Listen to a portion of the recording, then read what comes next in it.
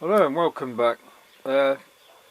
Today got something a little bit different. Rather than a video on one complete subject, just a bit of a waffle really of what I've been up to.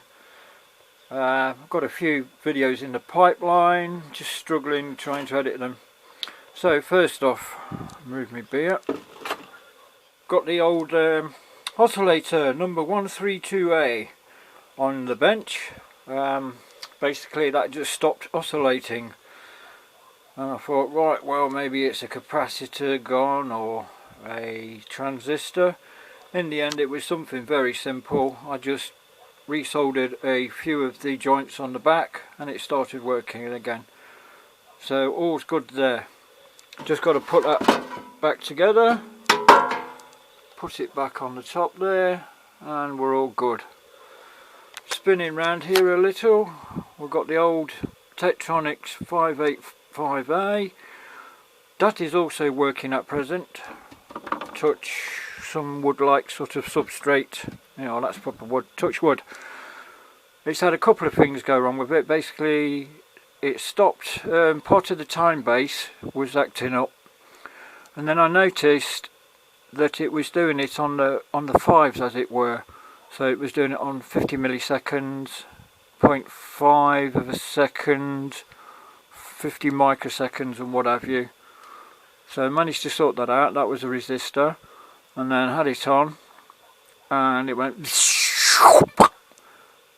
I thought, oh, turned it off, and that sounded to me like a capacitor, a venting or something of that nature. Anyway, it wasn't.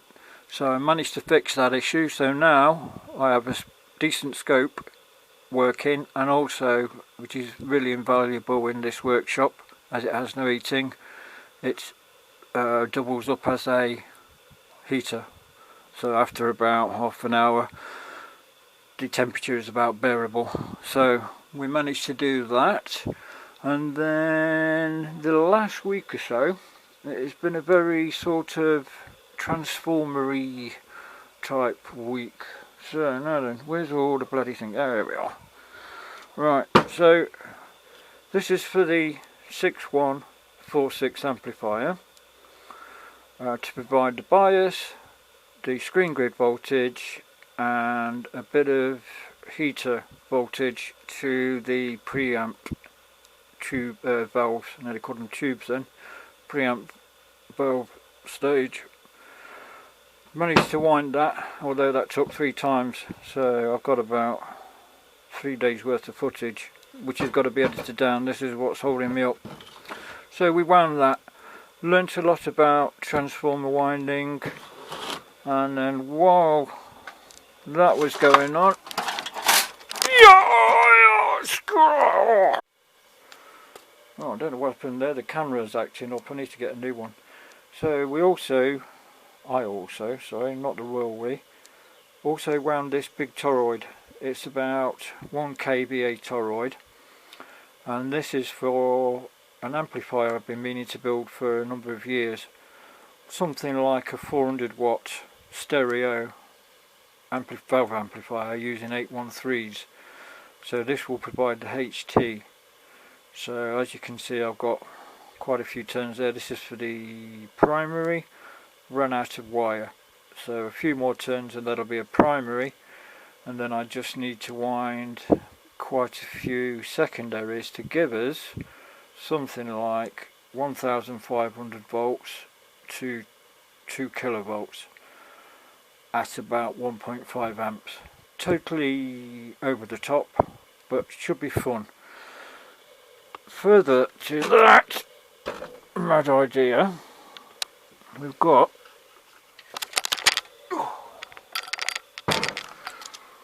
a big old transformer there. This is a Partridge double C-core transformer. I think it's something like 12 volt at about 40 amp at the moment. However, I have got another one which I think is exactly the same size, similar voltages, and as you can see I've got this soaking in petrol to try and get the varnish off. The varnish is like at about an inch thick in places. I'm not joking either. Well, maybe not an inch thick, but... So that's the 2 C-cores that came off another one. This is the bobbin, broken, because I had to basically hack the windings off with a angle grinder. The, hopefully, will be for the output transformer. Output transformers. I bought these 2 massive transformers. I've got 2 exactly the same, and as I say, this is 12 volt at 40 amps with a small 0 to 10 volt winding. That's probably at about 10 amps or something stupid like that. I did intend to take those apart, rewind them as output transformers. However, I'm not sure that the laminations are really right. From what I've been reading up, output transformers should use thinner laminations. I think these will be unsuitable. So anyway, got a lot of work there just to take that apart. As you can see, it's really thick varnish impregnated. They're a nightmare to take apart. You can't take them apart with the windings intact because, yeah, all that varnish. Really well built. So I've got 2 of those, and I'm pretty sure that this one and the one that's in bits down there are the same, so I think these will make better output transformers. These should be something like at about 1 kVA, 400, 500 to 1 kVA. I have to work that out. So there's a hell of a lot of work there, taking those apart, stripping them down, and then rewinding them for the output transformers. But as you can see, this will make 2, I think they've got to be monoblocks, because this, I can hardly lift that up, so that must be what? Getting on for 1/2 weight. So one of those with all the valves, and there's got to be chokes and all that sort of thing. To make one amplifier, you just wouldn't ever be able to lift it. It'd be as heavy as this big old power supply here. So the idea at present is to build a separate power supply and then somehow pipe that into 2 monoblocks.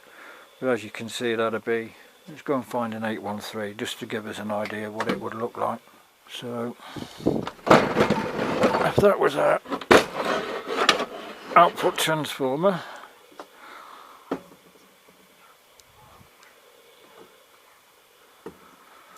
something like that, that would make a Bobby Dazzler of an amp, wouldn't it? Eh? Yeah, that would be a fun project, but it's a bit of a crazy project because I can't see anybody ever being able to use it. Well, I could use it, but I don't really need a 500 watt amplifier. And to sell somebody an amplifier with a 2 kilovolt power supply on it, yeah, it's a bit iffy, that one. But I mean, if you put a big cage around that so nobody can get the fingers in, then yeah, maybe. So anybody out there wants a 400 watt stereo amplifier, let us know. Right, I think that's about everything. The only other thing I did think of doing was to make a 1000 watt amplifier with 813s, 2 813s in parallel, and make it something like a 1000 watt subwoofer amplifier, but I'm not too sure. The other thing I did think about was making a tri-amped, like a tri-amp sort of speaker type system. So use the 813s for lots of power for the bottom end for the bass, something like, I don't know, KC88s or something like that, 817s for the mids, and then you'd only need something like, I don't know, maybe a few 6 CB6s to give you the top end. yeah, so that might be an option. Yeah, I think that's about it. What else I've been up to? I've been trying to fix this. Trying to fix my number one oscilloscope. It's a Tektronix SC502. I am not doing very well with it at all. Basically what happened was I blew the front end on one of the channels by flicking the coupling to ground while it was connected up to high voltage, which was stupid. And so I stripped it down to try and sort it out. Let's move that over there. As you can see, bits all over the bloody shop. That's back end of the power supply. Remove these 813s. So that's it, something like that. Just pretend it goes like that. Actually, let's put it the right way then. So I had it powered up like that so that I could get to the front end and scope it, and then I moved it like that. That caused this fuse to blow here, and it's not worked properly since, and I think I've compounded the fault because a probe moved the other day while I was probing this transistor here, and yeah, all that happens now is this resistor gets really hot very quickly. So yeah, I think I need to send this off to somebody who knows what they're doing, because all I'm doing is causing more damage. Basically what I've done so far is checked all the diodes. There is a particularly Xeno diode that can go if that fuse blows. That's okay. Tried swapping the op amp out, but as you can see it's looking a bit of a pig's ear. Best leave that to the professionals, I think. Right, let's have a bit of beer.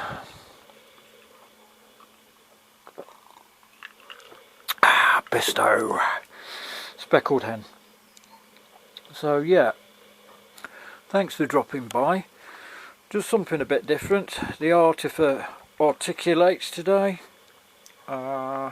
Take care of yourselves, have fun, and catch you all on the next one. Ta-ra for now.